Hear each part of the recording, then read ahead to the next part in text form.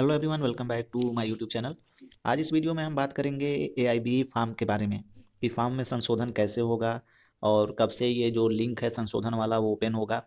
और साथ ही साथ हम बात करेंगे पिछले एग्ज़ाम के बारे में, यानी पिछला जो एआईबी एग्ज़ाम हुआ था उसके बारे में बात करेंगे कि पिछली बार जो है फार्म में करेक्शन किस तरीके से हुआ था, क्यों रिजल्ट रोक दिया गया था, फिर बाद में उसमें करेक्शन किस तरीके से हुआ।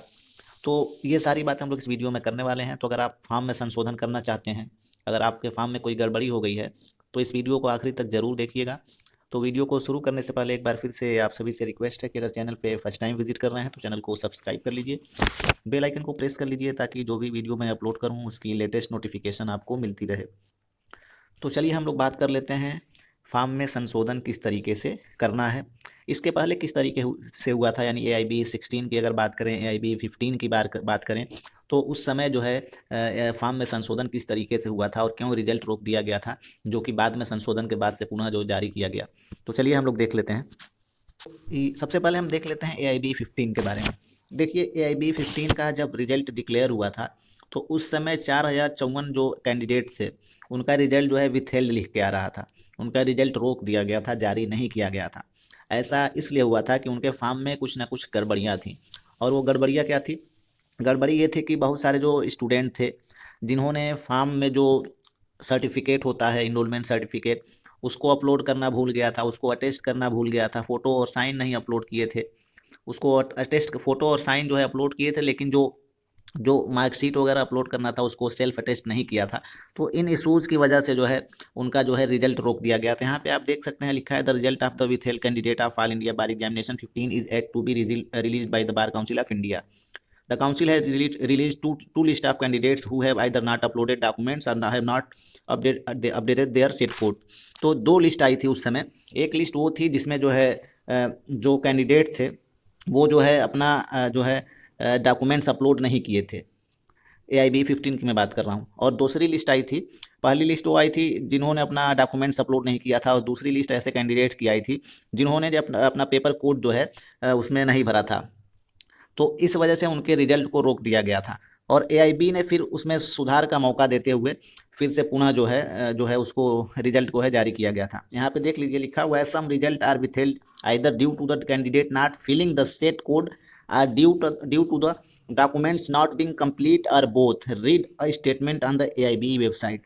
यानी परीक्षा जो परिणाम है उनका रोक दिया गया था, ऐसा इसलिए किया गया था या तो उन्होंने जो है अपना डॉक्यूमेंट्स जो है कंप्लीट अपलोड नहीं किया था फॉर्म पे, या जो है उन्होंने जो OMR पे जो पेपर सेट कोड होता है उसको नहीं फिल किया था। तो इन वजह से जो है उनके रिजल्ट को रोक दिया गया था।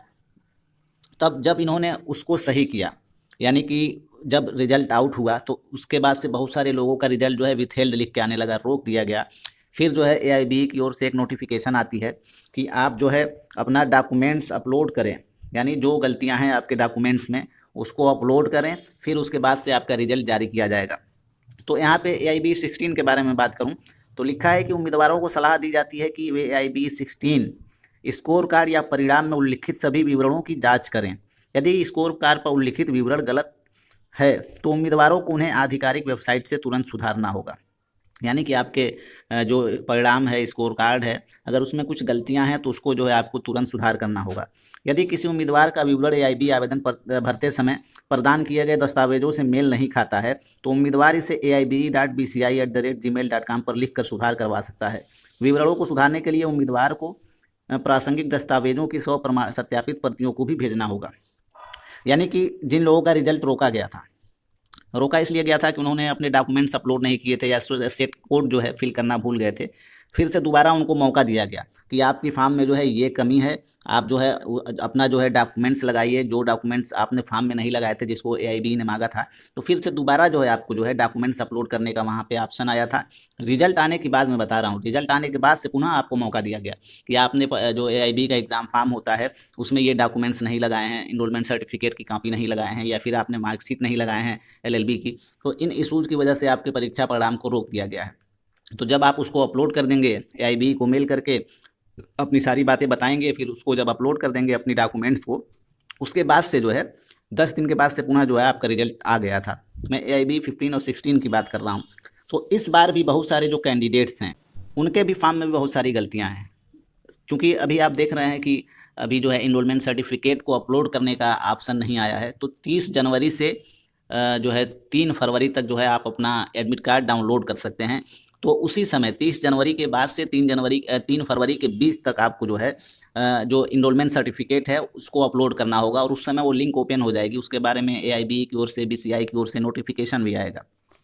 तो ये सारी चीज़ें हो गई। तो पिछली बार की जो जो चीज़ें हैं मैं आपको बता दिया हूँ किस तरीके से इसमें सुधार हुआ था। परीक्षा परिणाम आने के बाद से भी जो है आपके जो परिणाम अगर रोका गया था किसी डॉक्यूमेंट्स की कमी की वजह से, उसको परीक्षा परिणाम आने के बाद भी उसमें सुधार करवाया गया, और आपके डॉक्यूमेंट्स अपलोड करवाए गए, आपकी जो भी आपकी ओर से जो करेक्शन थे उसको पूरा कराया गया। उसके बाद से पुनः जो है आपका रिजल्ट घोषित किया गया।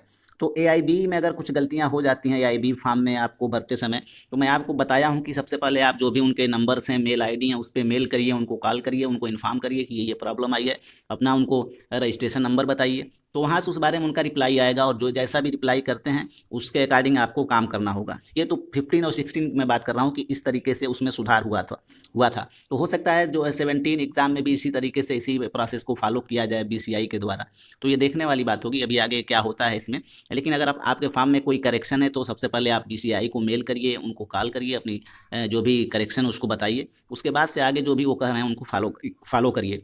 तो AIB 15 और 16 के बारे में जो BCI के द्वारा, AIB के द्वारा जो किया गया था, AIB एग्ज़ाम में जो चीज़ें जो करेक्शन की गई थी, किस तरीके से किया गया था, वो सारी बातें मैं आपको बता दिया हूँ। अब AIB 17 में किस तरीके से क्या प्रोसेस को फॉलो किया जाएगा वो देखने वाला बात होगा। लेकिन जो भी AIB 15 और 16 की हम बात करें तो एग्ज़ाम जो है परिणाम घोषित होने के बाद भी आपसे जो है आपके डॉक्यूमेंट्स में जो आपके फॉर्म में जो कमियां थी उसको पूरा करवाया गया था, उसको सही करवाया गया था। उसके बाद से आपका रिजल्ट भी घोषित किया गया था। तो आपके फॉर्म में अगर कोई करेक्शन है तो ज़्यादा घबराइए नहीं। जो भी चीज़ें मैं बताया हूँ उस चीज़ को फॉलो करते हुए BCI को मेल करिए, उनको कॉल करिए उनके नंबर पे, और अपनी सारी दिक्कतों को बताइए। वहाँ से जो है उनकी ओर से जो भी सजेशन मिलता है उसको फॉलो करिए। आपके फॉर्म में जो भी मिस्टेक है उसको दूर कर दिया जाएगा। तो इस तरीके से जो है आपकी सारी जो भी फार्म को लेकर प्रॉब्लम्स हैं वो दूर हो जाएंगी। तो AIB 15 और 16 में जो है इस तरीके से आपके फार्म में करेक्शन हुआ था। तो AIB 17, अगर 15 और 16 की बात करें तो AIB 17 में भी हो सकता है इसी प्रोसेस को फॉलो किया जाए और आपके डॉक्यूमेंट्स को जो है अपलोड कराया जाए। तो उम्मीद करता हूँ जो भी चीज़ें आपको बताया हूँ समझ गए होंगे। वीडियो अगर पसंद आई हो तो वीडियो को लाइक करिए, और आपके जो भी सवाल हैं कमेंट बॉक्स में कर सकते हैं।